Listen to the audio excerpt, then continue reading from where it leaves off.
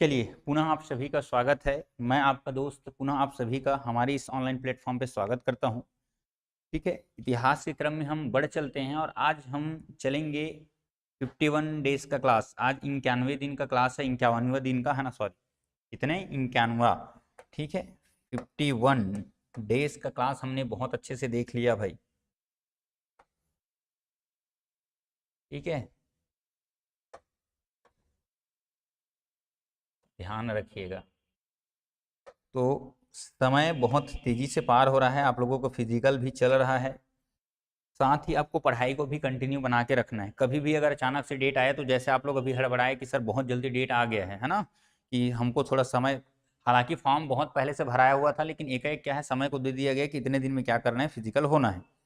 ठीक है, तो जो आप घबराहट की स्थिति में जो फिजिकल देने गए हैं, ये वाला कंडीशन आपका पैदा नहीं होना चाहिए कि इसमें पेपर में। ठीक है, क्योंकि पेपर में 2 घंटे का संभवतः पेपर रहेगा, 2 से 3 घंटे का। उसमें आपको पूरा एफर्ट लगाना है और वो 2 घंटा आपका अगर दिमाग नहीं चला तो पूरी चीज़ें क्या है, खराब।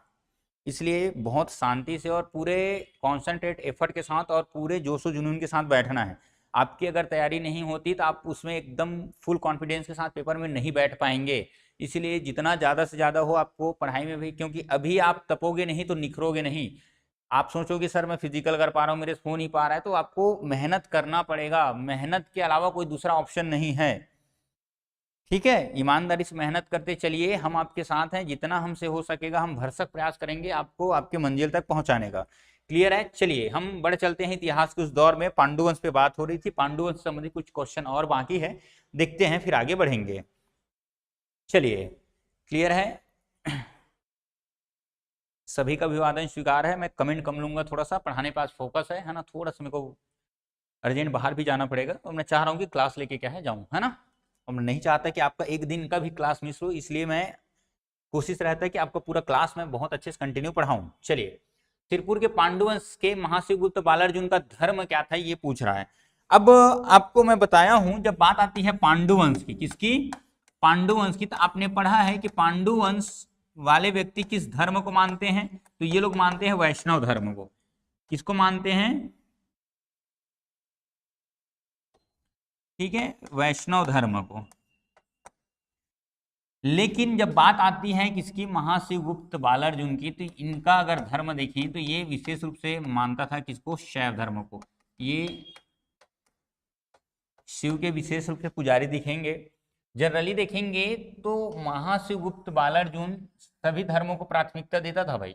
इनके समय में वैष्णव धर्म इनके पूर्वज मानते थे, इसलिए इनको भी मानता था। शैव धर्म के प्रति इनका विशेष रुचि था। इसके अलावा बौद्ध धर्म के विद्वान यहाँ आते थे और बौद्ध धर्म भी इनके समय फैला फूला है। मतलब ये सभी धर्मों को सम्मान करता था, तो सभी धर्म के प्रति इनकी रुचि अच्छी थी। तो विशेष रूप से ये कौन सा धर्म मानता था, तो शैव धर्म। इस बात को याद रखिए।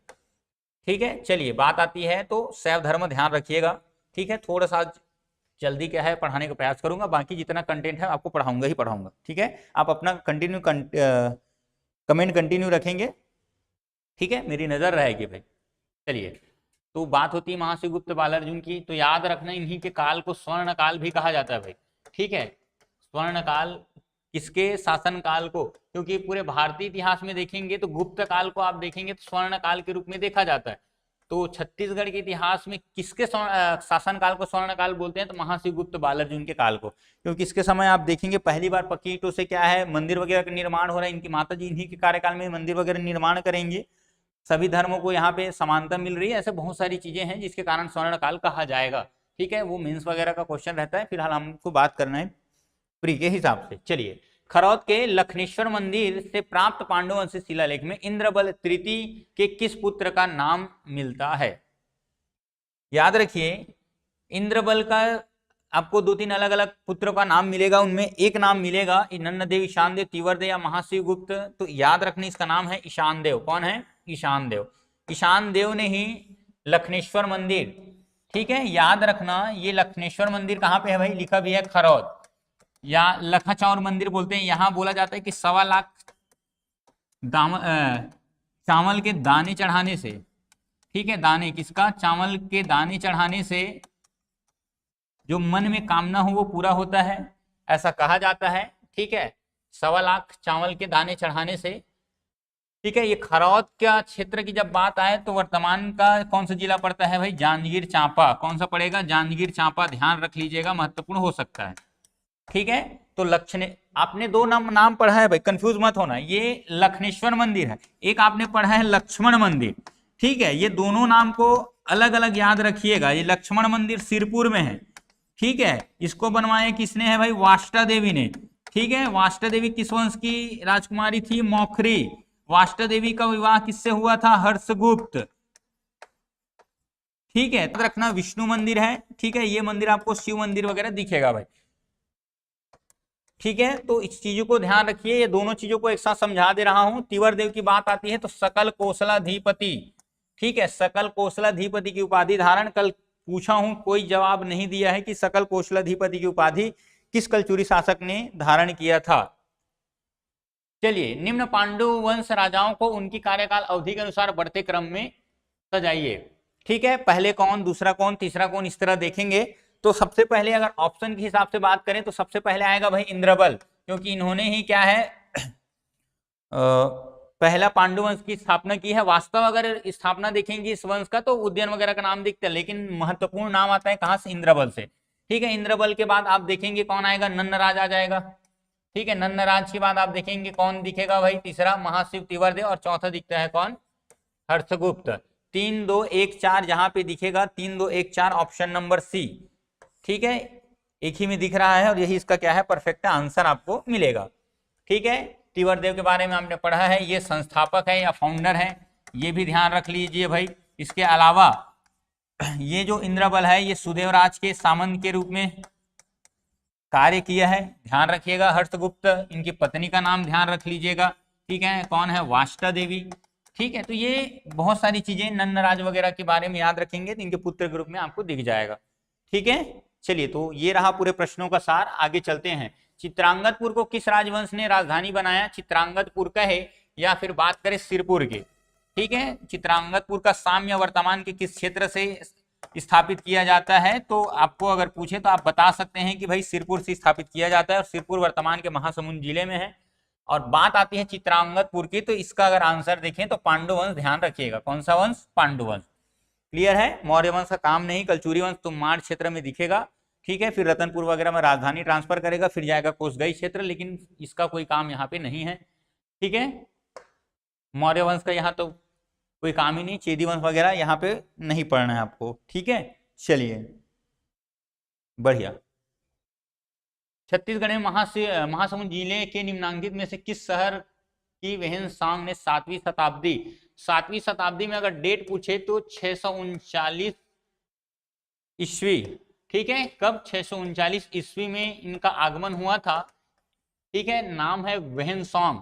ये वेहनसांग कौन है भाई, ये है एक चीनी यात्री। कौन है, चीनी यात्री, ध्यान रखिएगा, बहुत महत्वपूर्ण है।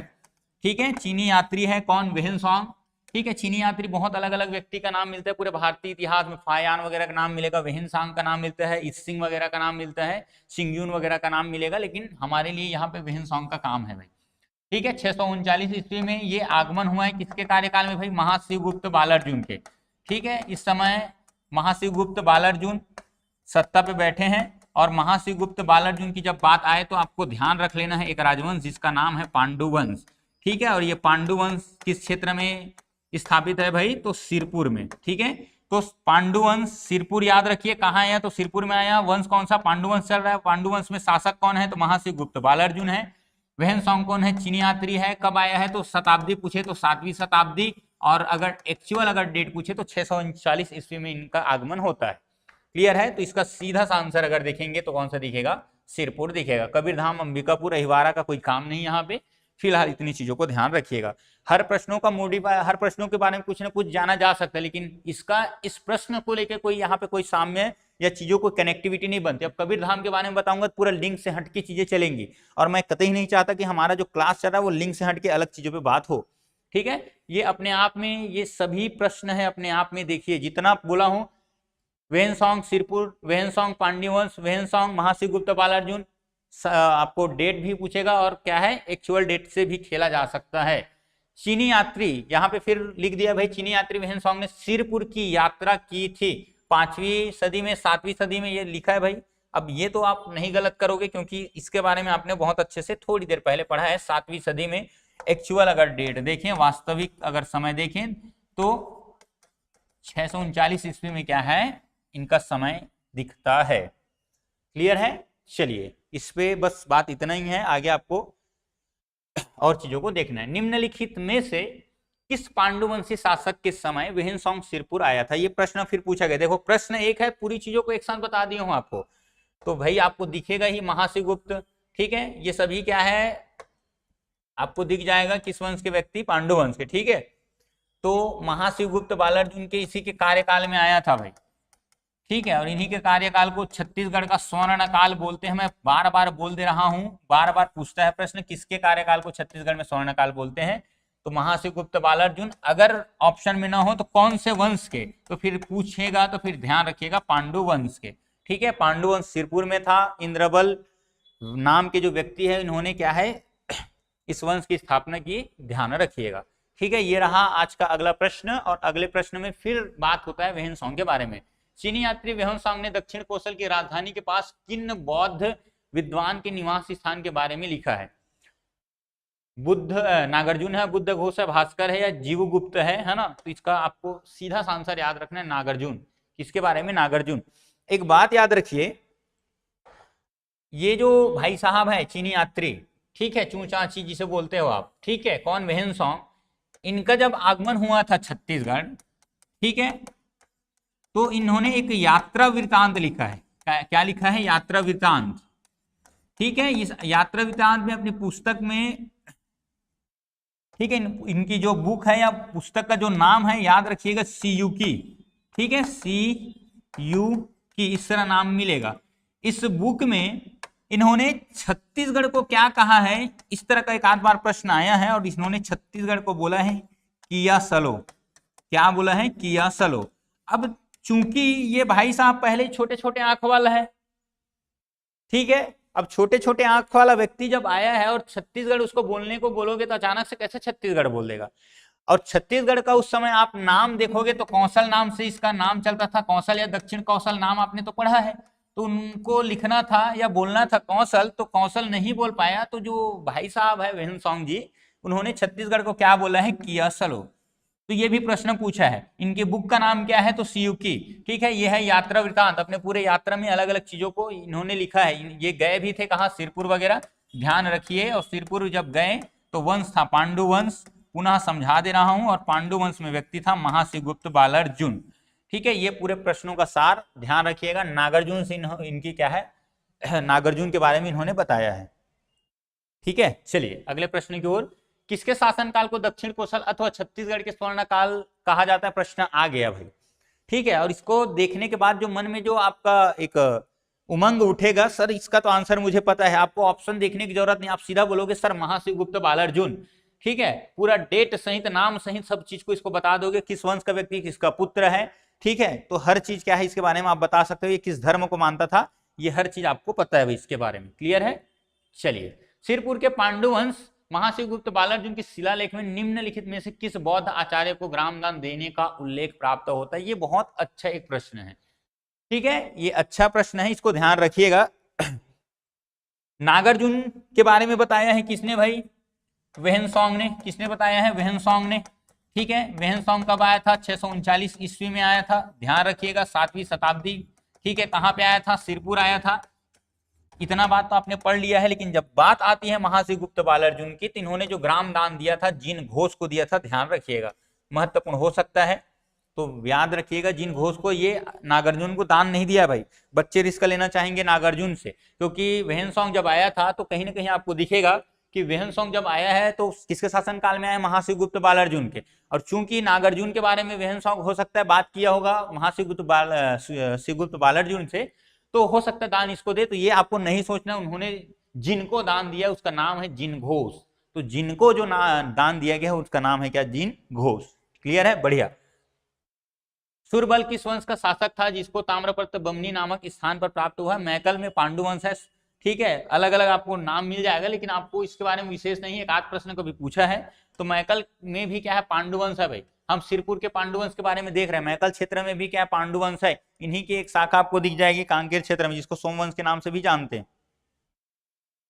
ठीक है, उड़ीसा के सोमवंश इस तरह से बोलते हैं भाई, इनकी अलग अलग शाखा दिखेंगी। ठीक है, ध्यान रखिए। तो सुरबल किस वंश का शासक था जिसका ताम्रपत्र बमनी नामक स्थान से प्राप्त हुआ है? मैकल का पांडुवंश। तो आंसर ही आपको दिखने को मिल जाएगा, मैकल का पांडुवंश। ठीक है, मैकल के पांडुवंश के बारे में हमारे छत्तीसगढ़ के इतिहास में जनरली बहुत ज्यादा हम लोग नहीं पढ़ते। ठीक है, हमारा मेन जो है वो सिरपुर के पांडुवंश के बारे में पूरा इतिहास कनेक्ट होता है। क्लियर है, ध्यान रखिए। चलिए, उड़ीसा के सोमवंश के बारे में फिर पूछ रहा है भाई, प्राचीन छत्तीसगढ़ के निम्नलिखित किस राजवंश के शासकों ने त्रिकलिंगाधिपति की उपाधि धारण की है? तो भाई सोमवंश के बारे में पढ़ रहे हो तो भाई सीधी सी बात है, इसका आंसर क्या होगा? सोमवंश। चीजों को एकदम सटीक याद रखिएगा। त्रिकलिंगाधिपति की उपाधि कलचुरी भी धारण करते थे जनरली, कहाँ? एमपी वाले। ठीक है, एमपी जबलपुर वाले जो कलचुरी है उनके द्वारा भी ये उपाधि धारण किया जाता था। ठीक है, लेकिन यहाँ पे ऑप्शन में वो नहीं है। ठीक है, तो सोमवंश ध्यान रखिएगा। कौन ध्यान रखना है आपको? सोमवंश।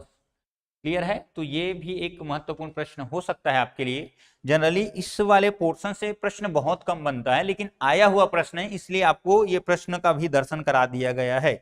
चलिए अगले प्रश्न की ओर चलते हैं। कौशल एवं उत्कल में, ठीक है, उत्कल मतलब ये उड़ीसा वाला क्षेत्र भाई।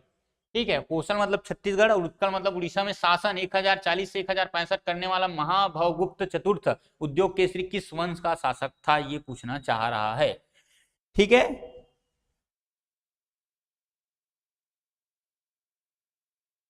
चलिए तो भाई गंग वंश के बारे में तो कोई काम है नहीं। ठीक है, जनरली गंग वंश उड़ीसा क्षेत्र के ही है। नल वंश तो आपने पढ़ा है। राजर्षि तुल्य कुलवंश के बारे में यहाँ पे कोई हो ही नहीं सकता, बचा क्या? एक सोमवंश। ठीक है, तो सोमवंश के बारे में ध्यान रखिएगा। इसका आंसर होगा क्या? सोमवंश त्रिकलिंगाधिपति। ठीक है, गंग वंश भी आपको उड़ीसा क्षेत्र में दिख जाएगा भाई, बहुत महत्वपूर्ण है, ध्यान रखिएगा। उड़ीसा के अगर बात करें और गंग वंश की बात हो तो आपने पढ़ा होगा भाई, वहां पे जो मंदिर वगैरह निर्माण में कहीं ना कहीं राजवंश का क्या है, पूरा सहयोग रहा है। इस राजवंश के व्यक्ति के द्वारा किया गया, इस तरह की चीजें आपको पढ़ने को मिलेगा। क्लियर है? तो ये रहा 13वें नंबर का प्रश्न, इसका आंसर होगा सोमवंश। चलिए, किस सोमवंशी शासक ने त्रिकलिंगाधिपति की उपाधि धारण की थी? शिवगुप्त, महाभवगुप्त, महाशिवगुप्त, भीमगुप्त। आपने पढ़ा है महाभवगुप्त चतुर्थ। याद रखना, इस तरह प्रश्न को खेल देता है कि महाभवगुप्त दूसरा है, तीसरा है कि चौथा है। तो महाभवगुप्त कौन सा है? चतुर्थ है। ठीक है, उद्योग केसरी एक नाम और मिलता है, उद्योग केसरी। ठीक है, ये सबका आपको इतिहास में बहुत डिटेल से कहानी सुनने को मिलेगा, लेकिन फिलहाल क्वेश्चन के अकॉर्डिंग अगर चीजों पे बात करें तो इसका आंसर रहा महाभवगुप्त फोर्थ या चतुर्थ। ठीक है, चलिए आज का अंतिम प्रश्न, मारंजमूर शिलालेख किस शासक का है? ययाति शिवगुप्त का है, भावगुप्त चतुर्थ का है, जन्मेजय का है या इंद्ररथ का? ठीक है, आपको श्री राम जी के पूर्वज के नाम में भी जन्मेजय वगैरह, अच्छा सॉरी वो अलग है, ठीक, सॉरी, है ना।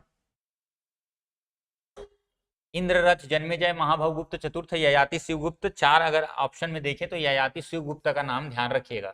ठीक है, मारंजमूर शिलालेख का संबंध किससे है? ययाति शिवगुप्त से। इस बात को ध्यान रखिए, महत्वपूर्ण हो सकता है। ठीक है, उसमें अगर राम जी के पूर्वज वगैरह में देखेंगे अजनहुस वगैरह का नाम आता है। ठीक है, फिलहाल हमको रामायण नहीं पढ़ना है अभी। चलिए, तो ये रहा पूरा 15 प्रश्नों का सार। चीजों को आपको अच्छे से पढ़ना है, ईमानदारी से पढ़ना है।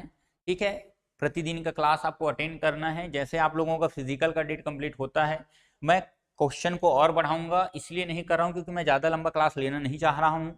ठीक है, धीरे से चीज़ों को बढ़ाएंगे। पहले आप लोग फिजिकल से बहुत अच्छे से क्या है पूर्णतः पास हो जाइए, उसके बाद फिर क्लास की टाइमिंग बढ़ाने की जिम्मेदारी मेरी है। ठीक है, आपको चीज़ों को बहुत अच्छे से रिवाइज भी कराऊंगा, नया कंटेंट भी पढ़ाऊंगा। पूरे छत्तीसगढ़ को निचोड़ कर देने की जिम्मेदारी मेरी है। तब तक के लिए आप पढ़िए बहुत अच्छे से, बढ़िया से, अपना ख्याल रखिए, स्वस्थ रहिए, मस्त रहिए। चलिए चलते हैं, धन्यवाद।